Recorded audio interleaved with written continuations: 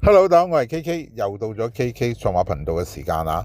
嗱，嚟緊星期三，化學谷就編排咗9場嘅草地夜馬嘅，用呢條絲蘭轉私家山灣角逐。咁呢條跑道嚟講，應該係幾利前至噶。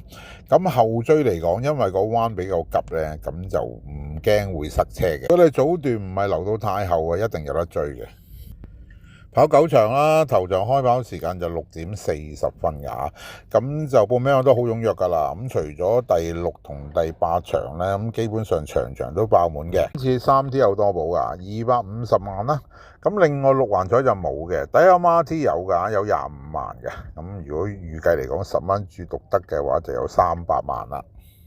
停賽騎師就艾杜拿啦，田泰安就因為未翻到嚟啊，比較祝福佢哋啊，因為佢哋而家滯留咗喺杜拜啦。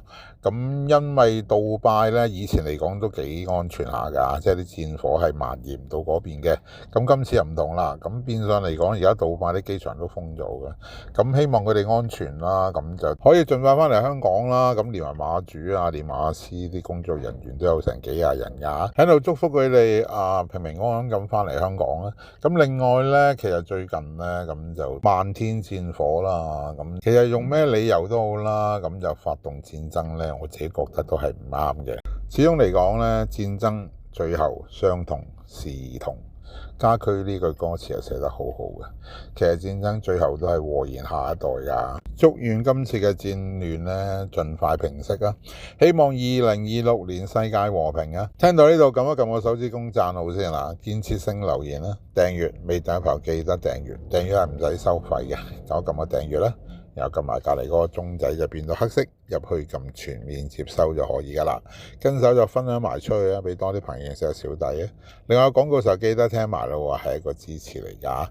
嗱，未同大家研究賽事之前呢，講一講琴日嘅賽事先，因為有一位騎師我就非常之唔滿意。睇下潘生啊，即係潘生琴日呢，佢開頭嗰幾場呢，佢就成日都喺度啊，咁就俾佢炒咗我啦。幾場賽事捉到冷膽啦，都俾佢炒咗啲 Q 啊或者位置 Q。最唔滿意嘅騎法呢，就係澳遊氣泡啊！大家覺得喂唔關佢事啊，隻馬可能年紀大啦，或者跑得太多啊，即係好多解釋俾佢。但我自己認為呢，首先琴日上半場嘅時候係大利放頭㗎，咁呢隻澳遊氣泡嘅跑法呢，不嬲都係前至守好位啊，佢係均速型跑法，呢隻馬係均速型嘅。咁你如果放唔到嘅2、3位都可以。呢隻馬唔係第一次喺香港跑，你潘生應該好熟呢隻馬嘅。咁當時嚟講呢隻馬出閘咧，你已經見到潘生係冇搶頭嗰個意念㗎啦。佢一早已經諗住留喺後邊。